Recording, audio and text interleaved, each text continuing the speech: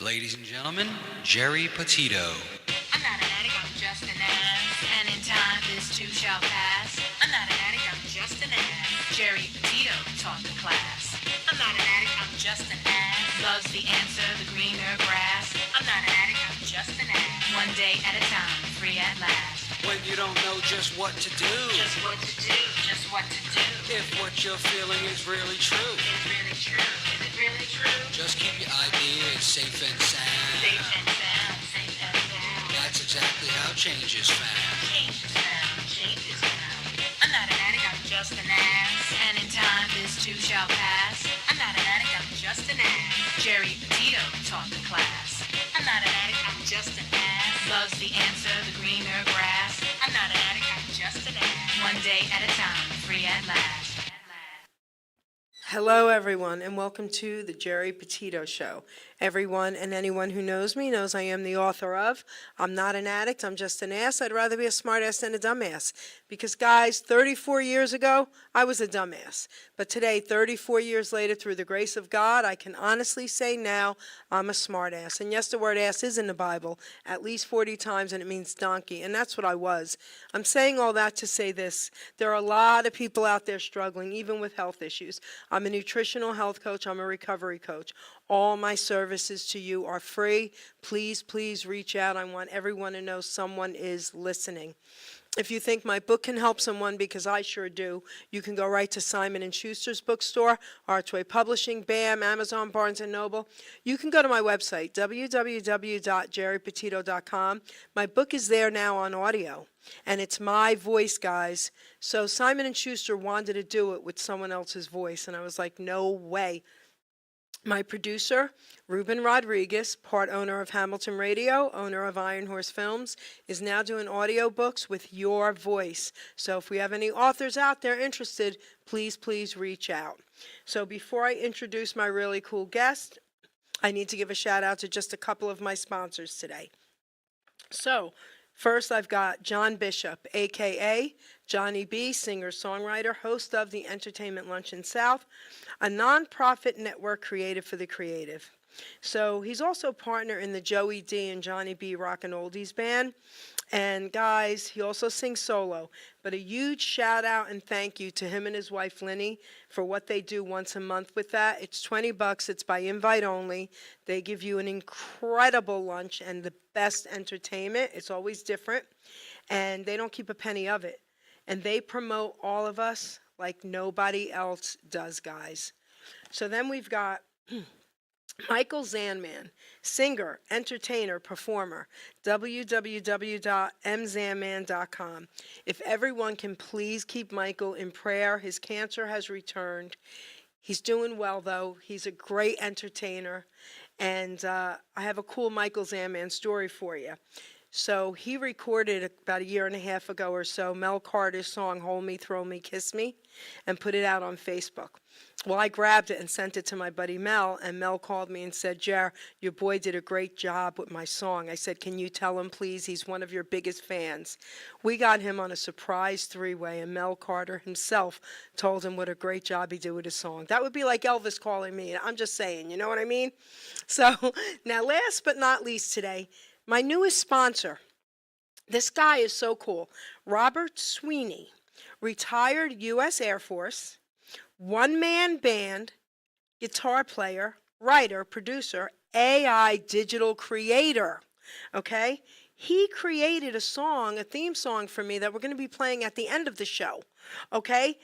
A theme song made of AI, okay? Listen, I'm older. I'm just like, what? And it's incredible, all right? He also did a song about the Jersey Devil that they're hoping to make a movie out of. Explore powerful stories of love, loss, and legacy through his music and videos on YouTube and Spotify. Let's bring these emotional and thought-provoking tales to life. So Robert Sweeney's really cool. You'll hear his song at the end of the show.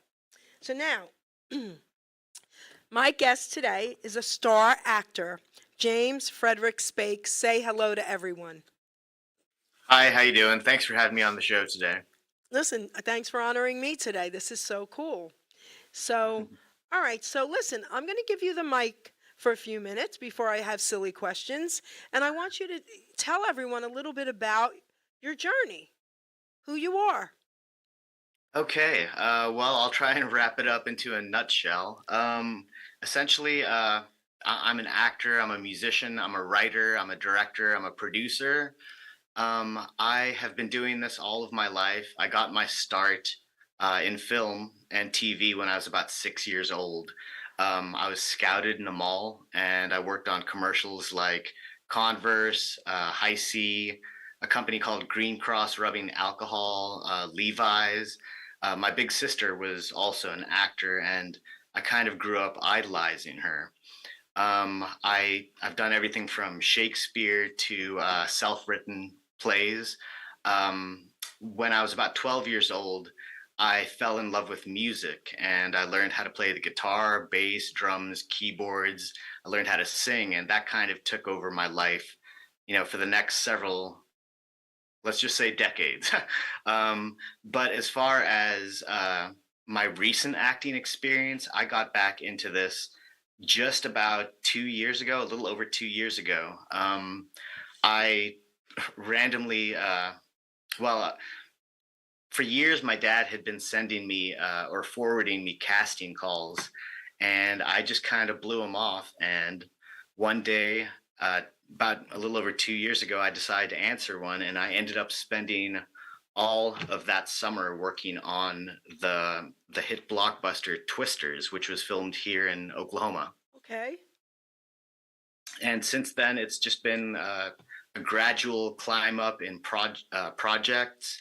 Um, I've worked on several movies in the past 6 months. One was just released a couple of weeks ago called The Last Rodeo. I got to see myself on the big screen. It was kind of unreal. I'd seen it before, but it was really enjoyable. I've worked on other projects that will come out at the end of this year. I don't know if I can say the titles or anything quite yet, Oh, okay. but last week I just wrapped up filming a short for the 48-hour film festival. I'm not sure if you're familiar with that. Yep. Yeah, it was there was not much sleep had, but it's another writer director credit under my belt, and that's also something that I never anticipated happening. It just kind of happened out of necessity, and I found out that I'm kind of good at it and I enjoy it and people enjoy working with me, so I'm going to keep on doing it. All right, James. So, just based on what you just shared, I have a few questions. All Sure. right. So, you started acting that young. Yeah, yeah. Was it your choice or your parents? Um, I mean, I had always been interested in, like cartoons and film and TV and all that stuff. And since my big sister was an actor, Okay. it was something that I found interest in also. But I mean, primarily, I guess it was my parents who signed me up for it. They were my agents per se. Now, your big sister, can you talk about her? Yeah. Her name is Jane. Well, I don't know if I want to like reveal too much information, but Okay. her first name is Jane. She is a little over 10 years older than me, and she starred in some, people would call them like B movies, Okay. but she starred in a few films that were equivalent to like Charlie's Angels. That's pretty cool. Yeah. Okay. Is she still acting? Not currently, but I'm Okay. hoping that maybe my foray back into the business inspires her to get back into it as well. Very cool. I love that. Okay. That's beautiful. And you sound very close. So, that's Yes. beautiful. Okay. So, now, so you were very young starting out acting. So, you loved like getting on the stage and being in the front of, front and center and all that. Like, that wasn't shy to you? You weren't shy? Um, so it's really a strange feeling, and this goes for performing music as well. Um, the nerves never leave you. I think if they do, there might be something wrong. Um, I don't particularly enjoy being in large groups of people, but when I get in character and I get on stage, it's like everything else fades Yeah. away, and my sole purpose is to, portray that character. So, tell me a little bit about your music. So yeah, I'm a multi-instrumentalist. I've been playing for a very, very long time, and I've also had the wonderful opportunity to play with some people I grew up listening to. I've befriended, a lot of these like rock stars or whatever, and at times some of them have called me up to like fill in as a hired gun because one of their musicians couldn't make it to a show, and it looking back on it, it all kind of feels unreal. It feels like a dream that all that stuff happened. But hey, I'm here for it. Give us some names who you've played for. Sure. Okay. In high school, I played with Taro Hart. He's the son of Mickey Hart, who is the drummer for the legendary band The Grateful Dead. Yeah. Yeah, I got to jam with Mickey also. That was a very surreal experience. And then more recently, uh, I guess like grunge or alternative people might know this band, but they're a little bit more on the underground. They were considered the godfathers of grunge music, basically. Like Kurt Cobain, Yeah. Courtney Love, and Billy Corgan. They all looked up to this band, which is the Chainsaw Kittens. I befriended Tyson, gosh, maybe like 5, 6, 7 years ago, and he knew I was a musician. One day I get a call out of the blue saying, "Hey, my bass player's wife just had a baby and he can't make it to the show on Friday. Do you think you could learn all these songs?" So I learned, I think it was about 14 songs in 2 days. I jammed with the band once, and then that following day I was on stage in front of a couple thousand people, playing with someone that I grew up listening to. That's ridiculous, okay? Yeah, like I said, it feels like a dream. Okay. So wait, then all right, so now I have a couple questions about that. So when that was going on, what made you say I'd rather act? Um, well, okay, so when I was on set on Twisters, have you seen that movie, by the way? Nope. Okay, it's definitely worth watching. All right. It's a lot of fun. Okay. And you'll see me at different points throughout the Okay. movie, Okay. which is kind of cool too. Yeah. But one of the opening scenes, uh, the two main characters are sitting in like a New York cafe talking about, different Twisters. And I was there from rehearsal all the way up to shooting, which was several hours long. And I felt like fireworks were going off in my head because I was watching them and I was remembering all of that experience I had as a child. But then I was like, boom, I can do this too. So that kind of started my journey, like sitting there and working on Twisters. And ever since then, it's just kind of been an upward trajectory whirlwind. So do you still jam though? Do you do both? Yes, right now I mainly write here in my studio. Unfortunately, my drummer passed away about a year and a half Sorry to ago. hear that. It just happened out of the blue, very, very unexpected. And yeah, I've kind of put music on the back burner just for now, so I can focus on the acting, but it's not something that I have completely, tuned out. Okay. Wow, sorry to hear that. Okay. Um, yeah, because you don't want to stop. Yeah, That's yeah, inside of totally. you. You know what I mean? You can't Hmm. stop doing that too. You got to do both. Hey, you Oh, never yeah. know. You might get a acting job where you're a drummer or, right? That would be Oh, pretty yeah, cool. that would be awesome. Okay, or you get to come on and sing. Like, come on. So, Yeah, yeah, I'd love that. do you ever sing a cappella?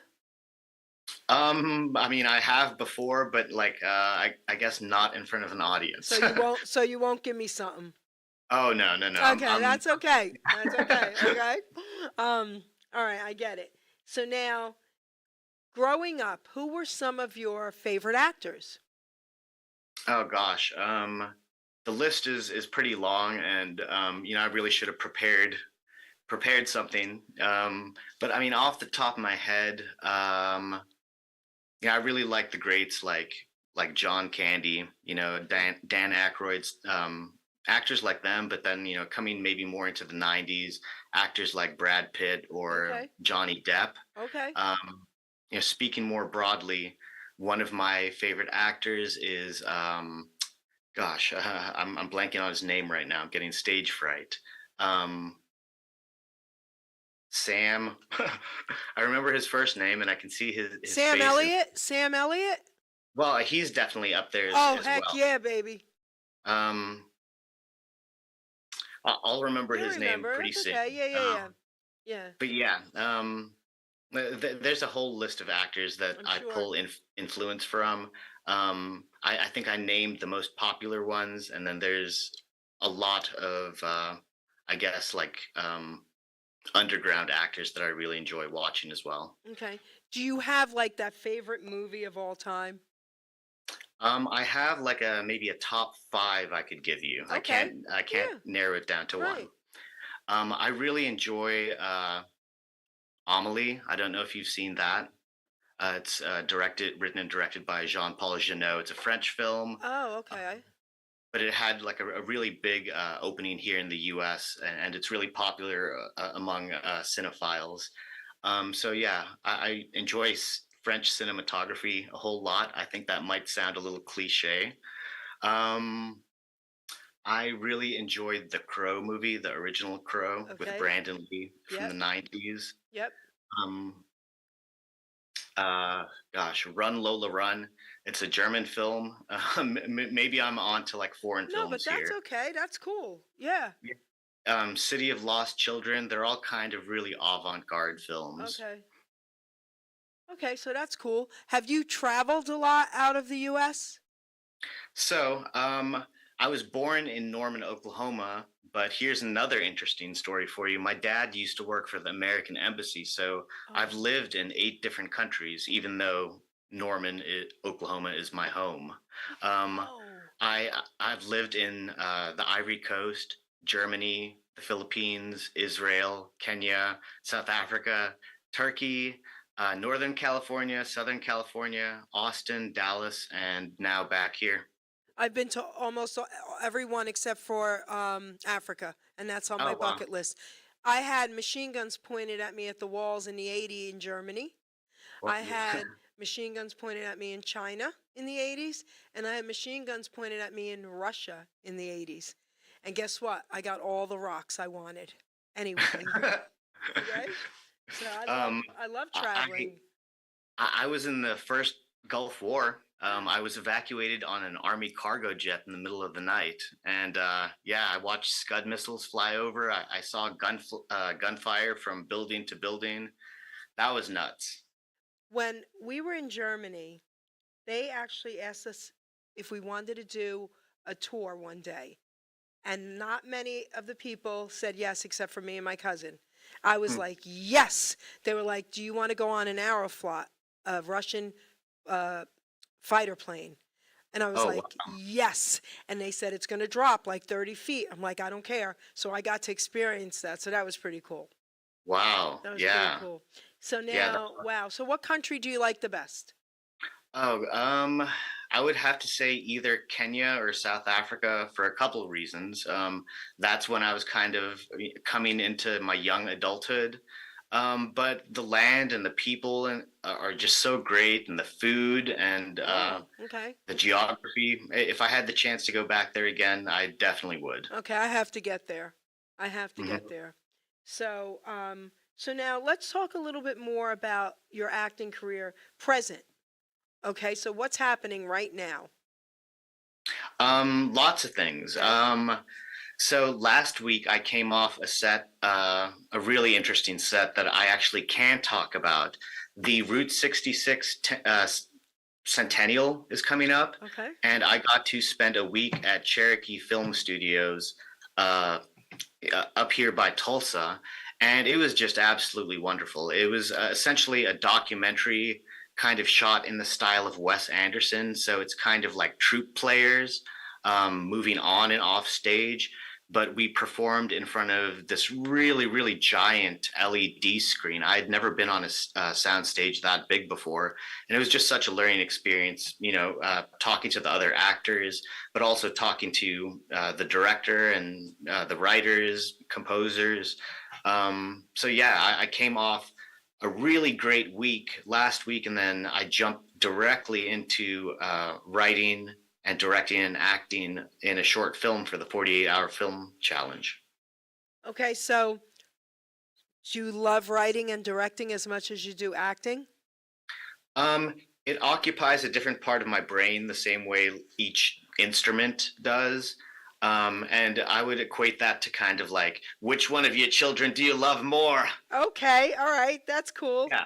Yeah, so I mean, I love them all in different aspects, and the more that I write and direct, the more that I'm finding more passion about it. I think it's something that I'm going to jump into here pretty soon, a lot more. Okay, so, all right, so what is, this is a weird question because I know there's probably multiple answers, but what is like your biggest passion that's inside of you that you see yourself writing about documentaries? Um, oh gosh, as far as documentaries go, I am working on a separate documentary right now, which Okay. I can't talk too much about the details, but for the future, something I'm really passionate about would probably be the current state of mental health in the world. That would be something I'd like to really talk about and open up. I know it's kind of a tricky subject, and a lot of people don't like talking about feelings, but I read something recently about how young people today are more depressed than any time in recorded history. And I think that is something that we as a society need to talk about. And for me as a writer, director, actor, whatever, that gives me a platform to give voices to those without voices. First of all, thank you for doing that because that's beautiful. Because I'm also a recovery coach and, I deal with a lot of families and you're absolutely right. Today more than ever, young people. I've, listen, I don't care. I'll say my age. I'll be 65. I'm saying that for a reason because I've never experienced what's going on today in the world.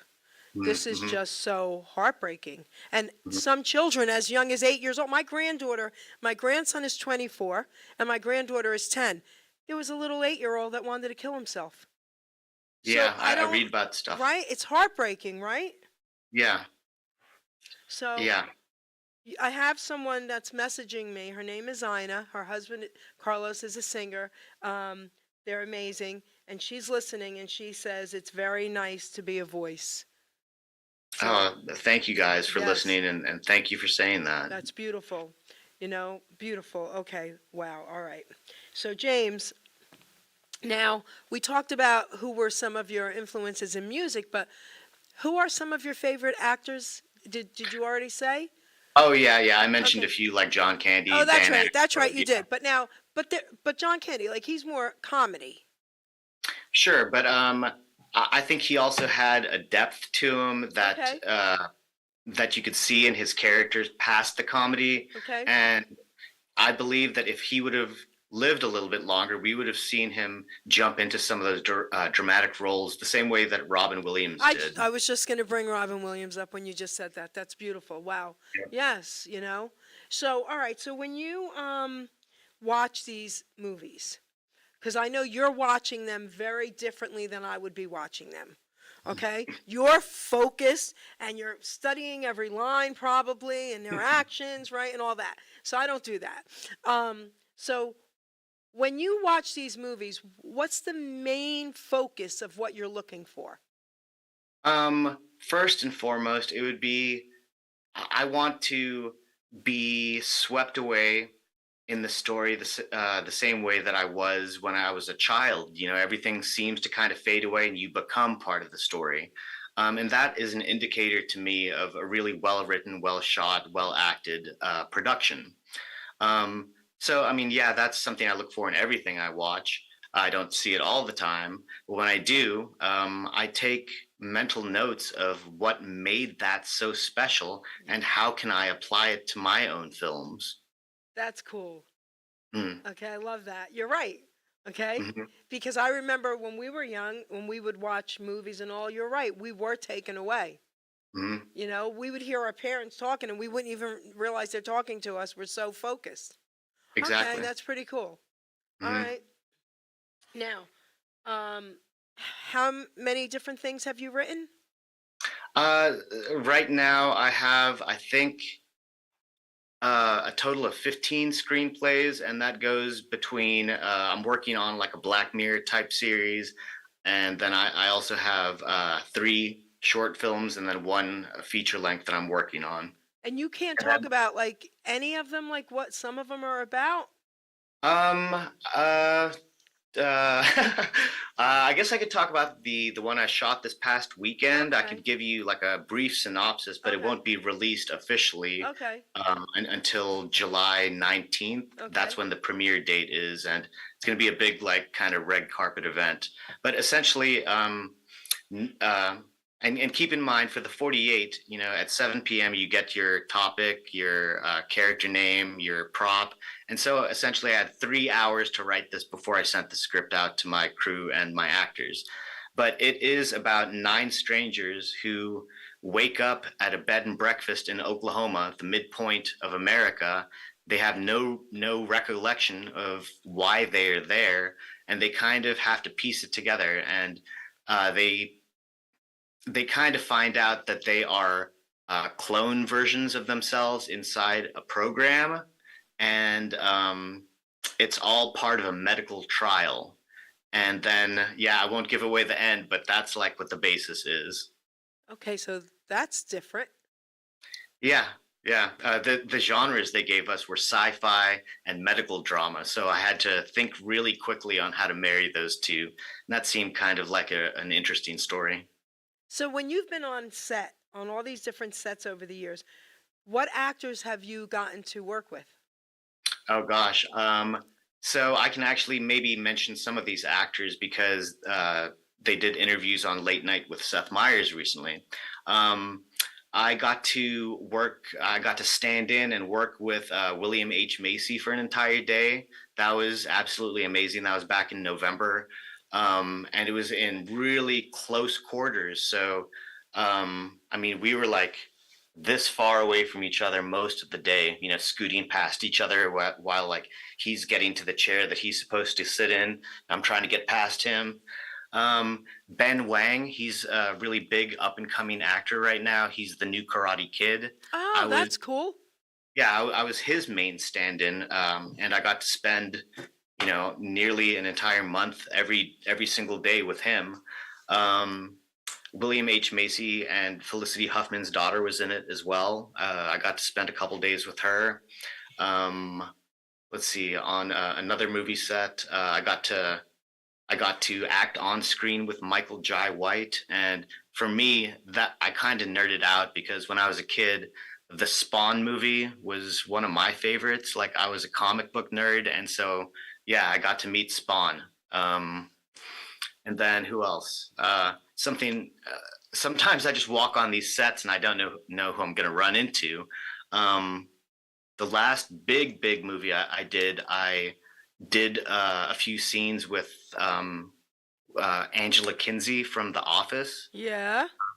and so that was pretty cool. She's really nice, um, and it was a very cold shoot. We had to shoot one of our scenes outside in February at like 2 in the morning.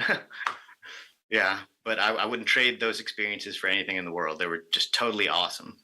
That's so cool. Hmm. So, my producer Ruben Rodriguez, he's been doing like an extra on different sets and all that, and he's gotten to hang out with Ben Affleck, right, Ruben? Was it Ben Affleck? Oh no, it was Adam Sandler. Oh, Adam Sandler. Oh wow! So he got to Yeah, How hang cool. out Adam with him. Sandler. Yeah, it was cool. He met a lot of people, so Yeah. Oh very yeah, I cool. forgot to mention. I can't say this one also because it got released, but I got to meet Ethan Hawke on the new TV show, Sterling Harjo's new TV show, The Lowdown, that's coming out on FX, I believe, later this year in the fall. I think. Oh, That's awesome! really cool. Congratulations. That's cool. Yeah, and he's a lot taller than you would think. Yeah, I'll say that. So he's a lot taller. A lot taller than you would think. Okay, and because I said to someone about Jerry Seinfeld, who I met, he's a lot shorter than you would think. That's funny. Okay, so that's funny. So that's really great. So, all right, so now I'm going to ask you two silly questions. And you don't have to say the name of the movie or the people in it, I get it. But Okay. one really bad experience on set, if you can recall something, and one really great experience on set. Give us something, baby. Okay. For the bad experience, it wasn't like bad, but Okay. one night when I was on Twisters, and it was actually the rodeo scene where the twister happens. We got rained out, and it like Oh. I don't know if anyone in the audience knows about weather in Oklahoma, but it is really crazy. So it rained like nonstop. They had to halt filming, and all of the actors and extras were parked in this grass field. Right, Oh. it rained so much that night that most of those cars and trucks got stuck there, and some of the actors had to sleep in their vehicle to make sure that they would be on set the next day. Luckily, I was driving like an old 2010 Honda, and I just like picked up and zoomed out of there. So that was pretty intense. I think that was after a 15-hour day on set also. That would stink. Yeah. Okay. And then as for like the best on-set experience, I've had like a lot. I feel blessed to be able Yep. to say that. Yep. Let me think. Gosh, that's a hard one because I've had so many. Okay. It would probably most recently be being on set with Angela Kinsey from The Okay. Office, just because I love that show so much. Yeah. I've probably watched that series 3 or 4 times over. That's cool. Hmm. That is really cool. I mean, even the people that I've gotten to meet, live through interviews and these legends, I get it. It's like, wow, you're starstruck. Oh yeah. Right? Oh my Well, gosh. I mean, I don't feel that starstruck like the way that some people describe it. It's more like just initial amazement, and then I kind of they're personified to me at that point. You know, Yes. they're real human beings, Yes. and I feel more comfortable like talking to them as a person rather than approaching them being like, "Oh, can I have your autograph?" You know? Well, I never ask for autographs. I'm the opposite. I ask for photos. So I'm like, all right, baby, let's go. Hug me. I need a photo, baby. And then I'm calm, and they're like, all right, and they laugh and they give me a photo, and then I hug them, and then we're good. Oh, I do. I just remembered one more story. Okay, so sometimes I'll sign up for these things, and I won't look at the call sheet, and I won't know who I'm gonna meet that day. That's part of the fun of it, really. Yeah. But one day I walked. It was the first day on set, and I walked on in the middle of a safety meeting, and I stood right next to one of the main actors, and I did that thing in movies where you do the double take, and Natalie Morales was standing next to me. That was kind of amazing. I'd been watching her stuff since she got her start on, I think it was like Parks and Rec back in the Okay. day. Okay. And she's done like a whole bunch of stuff since then. She's dipped her toes into writing and directing as well. So that was kind of cool. Yeah, Natalie Morales. Had a little bit of a crush on her back in the day also. Okay, there you go. All right. That's cool. So now I'm going to give you the mic. Okay. Now, share whatever else you want to talk about. I don't want you to, and also tell everyone how they can get in touch with you if they want to hire you, or, your social media. Do all that first so we don't forget. Sure. So if you guys want to follow me or anything like that, get in touch with me. My handles or whatever you want to call it on Instagram and Facebook or YouTube, it's just straight James Frederick Spake. If you type that into any search engine, it should pop up, right away. And as far as like booking or whatever, you could try reaching out to me personally. I juggle a lot of things, and I might not be able to get back to you right away. The best way, as far as jobs or whatever, would be to contact my agent here in the U.S., Stacy Mahaffey. She's with the Tab agency here in Oklahoma City. Okay. And let's mention Mickey Solar, because she's the one who connected us. Yeah. I've been friends with Mickey now for it seems like a couple years, and it's just one of those things where like I reached out to her because I saw she's the owner of Original Magazine. I was curious about her publication, and we just kind of struck up a friendship. And yeah, we support each other, and yeah, it's been great. I really appreciate her support. So yeah, if you're watching, Mickey, thank you so much. Yeah, Mickey, we love you, and I'm going to be interviewing her. Trust me on that one. I just love her. You know, she's Yeah. amazing, and what she's doing for everybody, and her incredible magazine. So Yep. yes, Mickey Solo, everybody, check her out. Okay, we love you, Mickey. So yes. So now, what else would you like to talk about with your career? Well, let's see. I am in pre-production of shooting my next short film. It is kind of like a, a mystery thriller. I just got a couple like big players on board. I don't think I can mention their names yet until we like kind of finalize contracts and whatnot. But yeah, this one is going to be a little more serious, a little bit bigger than anything I've done in the past. So I'm taking this time, the next few months, to really focus on pre-production, make sure that everything is just very well planned out. So when we go into the shoot, that we don't have to worry about anything. Okay.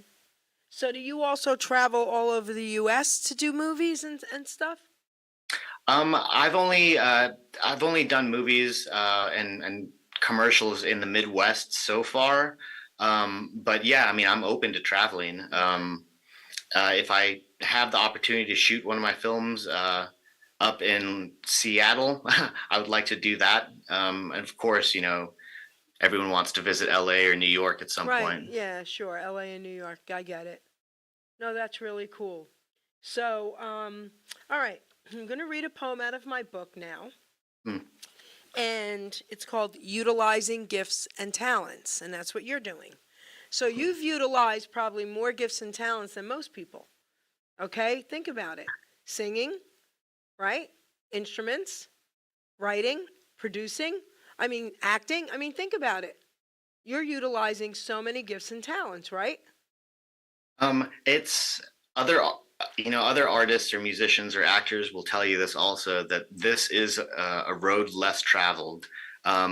We as performers or creators aren't really valued in the society. We don't make a whole lot of money. We're doing this for the passion of it, to tell the Yes. stories and to connect with people. And that is the absolute most important thing for me. Like if I never make a buck off of doing this, at least I will be able to look back on it when I'm 80 or 90 and be like, wow, you know, I really did pursue what I loved, and I was happy, you know, instead of working at a job where I, you know, forgot all that stuff and just hated my life, you know. So yeah, it is what it is, and I'm happy with what it is. So, a lot of people question their self worth and think they have nothing to offer. So, this poem is for you if that's you, because whoever's out there thinking they have nothing to offer, you're wrong. Everyone has something. What would we do without sanitation workers? Think about that, right? So, everyone has something to offer. So, listen to every word of this poem. We are born with talents, we are born with drive, with different gifts to help us thrive.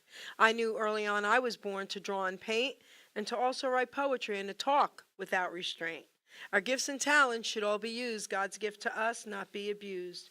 We can go far in life for sure, using our gifts to go on tour. All our talents should be used to create ourselves and more, but then our job's to share them, to even up the score. You see, in life, what's needed is not just for ourselves. Once our gifts are mastered, take them off the shelves. A living we can make by spreading them around, not just for the money, but to spread a peaceful sound. So don't take for granted the gifts you're given. Go out and spread the joy. Our gifts are not to be held back for us to self-destroy. Put your efforts forth. Do not hesitate. All your talents, my friend, are never second rate. Never hold them back or you will surely die. Maybe not in body, but your soul will cry. Our gifts were made to share, our talents made to soar. Go through life enlightened, then you can roar. Be proud of who you are. Be happy you're alive. Once again, my friend, your gifts will help you thrive. By putting efforts forth, not keeping them at bay, your name, James Frederick Spake, baby, will live forever, forever and a day. So go through life excited for what you sure can give. To yourself and others is our reason to live. Our grave will be quite lonely, but our legacy lives on. So make sure people smile with the breaking dawn. And that's what you're going to be doing forever. Okay? You're leaving an incredible legacy. Well, thank you, and right back at you. Do you have any children? I don't. Okay. Not yet. Okay. When you do, you'll be leaving them your legacy. Okay. Mhm. So, your parents obviously were very supportive. Hmm. Okay. Very cool. So I don't want you to get off and say, oh, oops, I forgot to talk about this, or I wanted to share this. The mic is yours. If there's anything else you'd like to say. Well, since you brought up my parents, I would like to give them a shout out. All of this wouldn't be possible without their support. And at times they've thought I was crazy, but they saw how passionate I was about it, and they're like, okay, well, we support you, and I hope to give them back that gift that they gave me as a child of just being swept away in movies. I hope I can create that for them. And yeah, I'm getting close. I feel like I'm getting close. Okay, I think you are getting close. Okay, I can see the smile and I can feel it coming from you. Okay, you are absolutely getting close, kiddo. Thank you. I appreciate that. So, keep me posted. Okay, let me know what's happening and what's going on, and when you're on the red carpet and you're getting your awards and all that, because it's gonna happen. Never stop. Thank you. Okay. Thank you. So I want to thank you so much for honoring me here today. Geri Petito Show, Hamilton Radio. All right. I know you're going to go further than you are right now. Well, I really appreciate you guys inviting me on the show, and you've been so nice. I look forward to speaking with you again.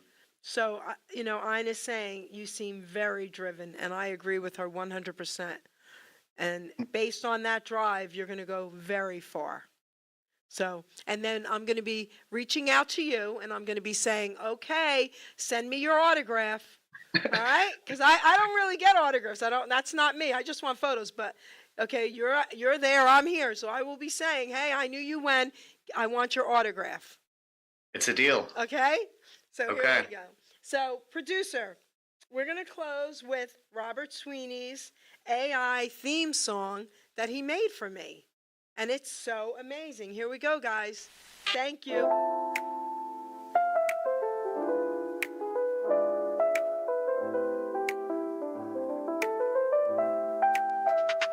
Welcome to the stage where stories untold, candid moments captured, memories unfold. Gary's got the vibes, a soothing flow. Come sit back, relax, let the good times glow. Jazz in the air, let it take you away.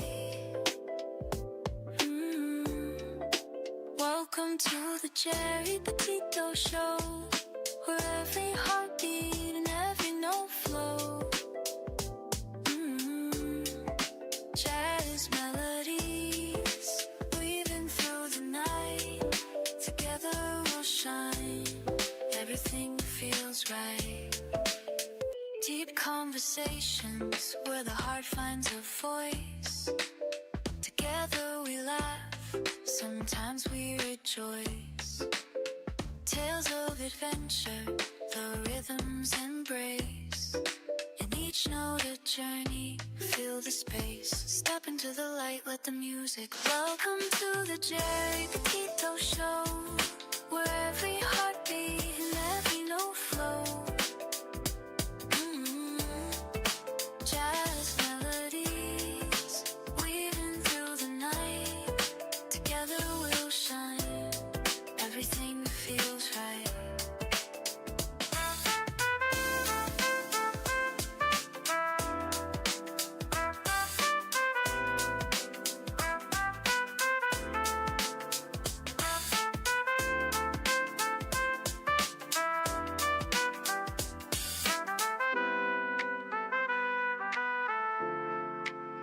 So tune in now, let the magic start.